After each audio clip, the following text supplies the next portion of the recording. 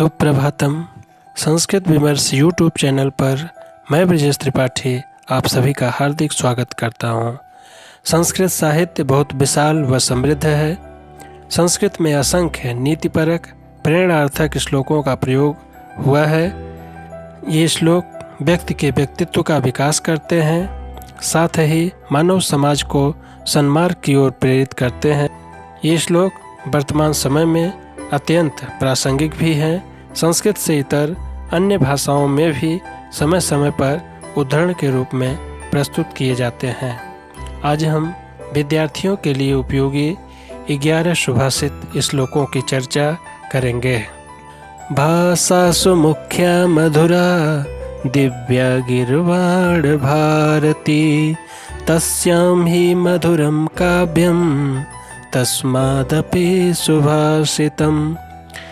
सभी भाषाओं में मुख्य, मधुर और दिव्य देववाणी संस्कृत है। उसमें भी उसका काव्य मधुर है और काव्य में भी सबसे अधिक मधुर सुभाषित वचन होते हैं।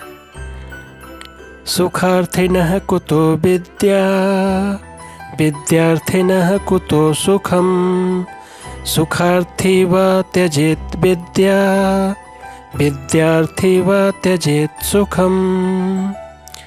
सुख की इच्छा रखने वाले को विद्या की प्राप्ति नहीं हो सकती, विद्या की इच्छा रखने वाले को सुख नहीं मिल सकता।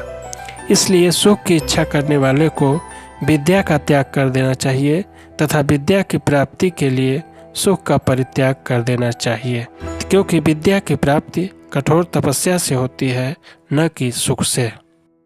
विद्या ददाति विनयम विनयादयाति पात्रताम पात्रत्वात् धनम आप्नोति धनात् धर्मः ततः सुखम।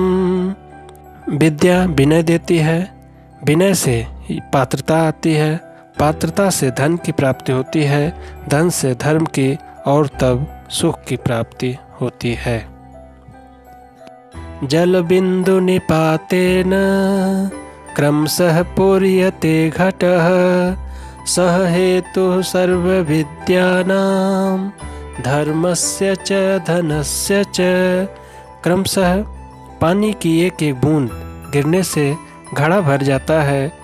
यही सभी विद्याओं का, धर्म का व धन की प्राप्ति का हेतु है।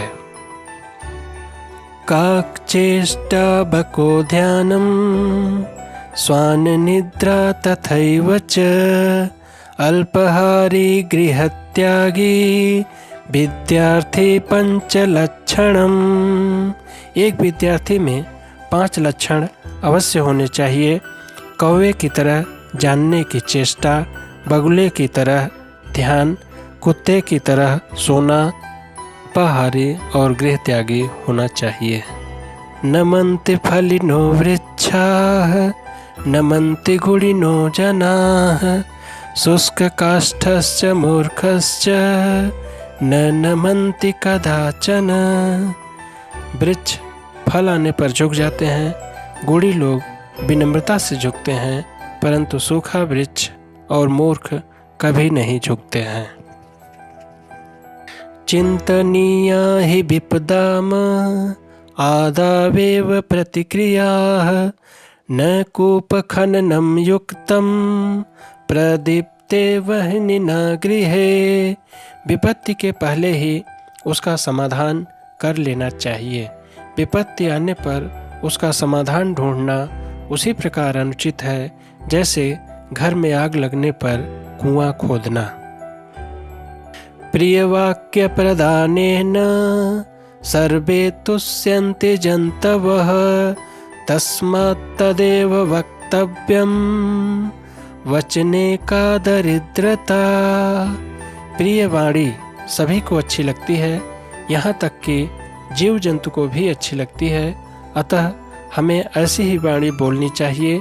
प्रिय वाणी बोलने में कैसी कंजूसी।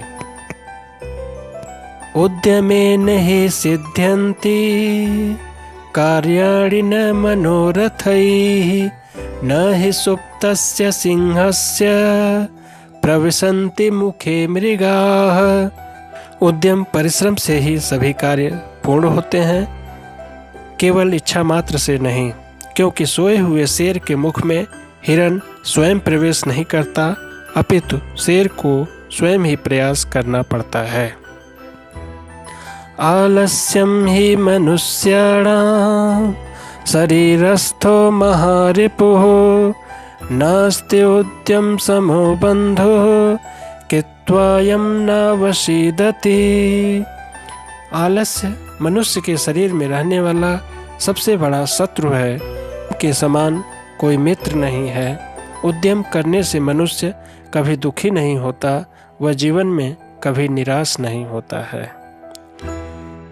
दुर्जनः परिहर्तव्यो विद्यया अलंकृतो अपि सन् मणिना भूषितः सर्पः किमसौ न भयंकरः।